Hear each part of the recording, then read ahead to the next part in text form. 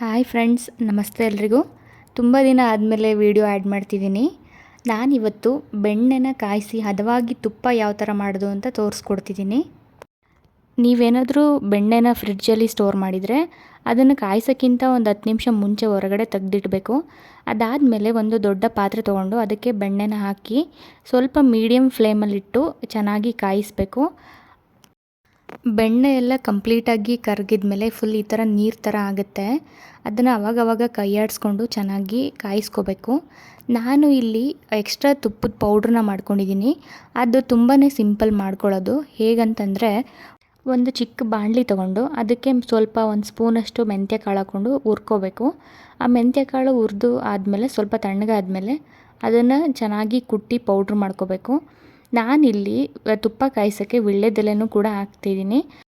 ಹಾಗೆ ಸ್ವಲ್ಪ ಅರಿಶಿಣದ ಪುಡಿನೂ ಕೂಡ ಆ್ಯಡ್ ಮಾಡ್ಕೊಳ್ಳಿ ಕಲರಿಗೆ. ನೋಡಿ ಇಲ್ಲಿ ನಾನು ಈ ಮೆಂತ್ಯ ಕಾಳು ಏನು ಹುರಿದಿಟ್ಕೊಂಡಿದ್ನಲ್ಲ ಅದನ್ನು ಕುಟ್ಟಿ ಪುಡಿ ಮಾಡ್ಕೊಂಡಿದ್ದೀನಿ. ಅದಕ್ಕೆ ಎರಡು ಏಲಕ್ಕಿನ ಆ್ಯಡ್ ಮಾಡಿಕೊಂಡು ಚೆನ್ನಾಗಿ ಪೌಡ್ರ್ ಮಾಡ್ಕೊತೀನಿ. ಏಲಕ್ಕಿ ಏನು ತುಂಬ ಪೌಡ್ರಾಗೋ ಅವಶ್ಯಕತೆ ಇಲ್ಲ. ಮೇಲ್ಗಡೆ ಬರುವಂಥ ವೈಟ್ ನೊರೆ ಎಲ್ಲ ಸ್ವಲ್ಪ ಕಮ್ಮಿ ಆದಮೇಲೆ ಅದಕ್ಕೆ ಈ ಪೌಡರ್ನ ಕೂಡ ಆ್ಯಡ್ ಮಾಡಿಕೊಂಡು ಈ ಥರ ದಪ್ಪ ದಪ್ಪ ಬಬಲ್ಸ್ ಬಂದಾಗ ತುಪ್ಪನ ಆಫ್ ಮಾಡಿ ಕೆಳಗಡೆ ಇಳಿಸ್ಕೊಳ್ಳಿ. ತಣ್ಣಗಾದ್ಮೇಲೆ ಬಾಟಲ್ಗೆ ಹಾಕಿ ಸ್ಟೋರ್ ಮಾಡಿ. ಈ ವಿಡಿಯೋ ನಿಮಗೆ ಇಷ್ಟ ಆಗಿದರೆ ಪ್ಲೀಸ್ ಶೇರ್ ಮಾಡಿ, ಸಬ್ಸ್ಕ್ರೈಬ್ ಮಾಡಿ, ಫಾಲೋ ಮಾಡಿ. Thank you.